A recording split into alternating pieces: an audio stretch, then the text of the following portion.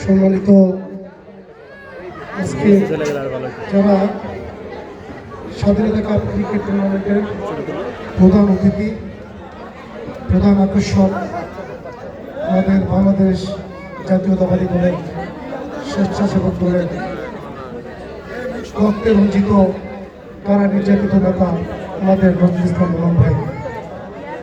কারণ আমার এখানে বক্তব্য দিতে হবে সংক্ষিপ্ত, এবং এখানে অনেক সিনিয়র নেতৃত্ব রয়ে গেছে। তারপরও দুটি কথা বলে যাই, না বললে নয়। আপনারা হয়তো দেখেছেন বাংলাদেশের খেলায় আমাদের শ্রদ্ধেয় ভাজন নেতা জনাব তারেক রহমান স্যার, আমাদের কোকো স্যার, তারা দুটি ভাই ক্রিকেট খেলেছিলেন।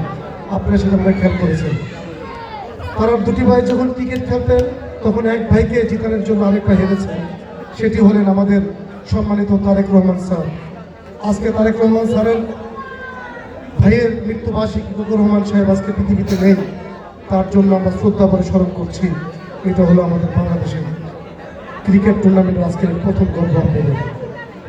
আজকে একটি কথা বলতে নয়, আপনারা দেখেছেন বাংলাদেশের রাজনৈতিক অঙ্গনে আমাদের মুক্তিপ্রেমী সংগ্রাম নেতারা যেরকম করে আমাদের মির্জা আব্বাস সাহেবকে তার পরিবার থেকেও দূরে রেখেছিলেন এই ফেস্টিজ শেখ হাসিনা।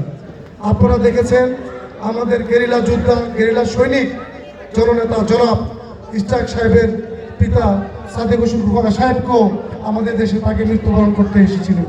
তাকেও আমরা এই দেশে আনন্দ দিতে পারিনি। উনি স্বৈরাচারী শেখ হাসিনার রেখে যেতে পারেননি। সেটাও আমাদের কষ্টের বিষয়। আমাদের আরো কষ্টের বিষয়, আপনারা যে আনন্দের মুহূর্তের কথা বলছেন, আমরা কিন্তু আনন্দ এখনো নেই। আমাদের রয়ে গেছে নির্বাচনের মাইক ক্লক তৈরি করতে হবে। সেটা আপনাদের তরুণ প্রজন্মই করবেন। এটা কিন্তু আমাদের তারেক স্যারের নির্দেশ। আপনারাই তরুণরা আগামী দিনের ভবিষ্যৎ, আগামী দিনের সব কিছু। আপনাদের মনে রাখতে হবে আমাদের ঢাকা মহানগর দক্ষিণের সাধারণ সম্পাদক জনাব তানভীর আহমেদ প্রবীণ সাহেবের বাবার উপর যেই অত্যাচার নিপীড়ন চলেছে সেটাও আপনারা দেখেছেন। সারা বাংলাদেশের যত নেতৃবৃন্দ আছে তাদের উপরেই অত্যাচার নিপীড়ন চালিয়েছেন এই স্বৈরাচারী খুনি শেখ হাসিনা। শুধু নেতৃবৃন্দের নয়, আমাদের বাংলাদেশের জাতীয়তাবাদী শক্তির উপরেই তারা নির্যাতন চালিয়েছেন। সেটার জন্য আপনাদের চোখ কান খোলা রাখতে হবে। আপনাদেরকে আমি আমার বক্তব্য দীর্ঘায়িত করবো না।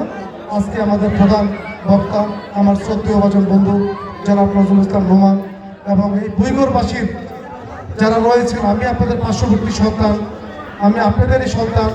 আপনারা যে কোনো সময়, যে কোনো মুহূর্তে আমাকে চান, আপনারা ডাকবেন, ইনশাআল্লাহ আমি চলে আসবো। আপনাদের এই কথা বলে আমি আমার বক্তব্য সংক্ষিপ্ত করলাম। আসসালামু আলাইকুম। বাংলাদেশ জাতীয়তাবাদী দল জিন্দাবাদ। শহীদ রাষ্ট্রপতি জিয়াউর রহমান অমর হোক। দেশনেত্রী বেগম খালেদা জিয়া জিন্দাবাদ, জিন্দাবাদ, জিন্দাবাদ। সবাইকে আসসালামু আলাইকুম।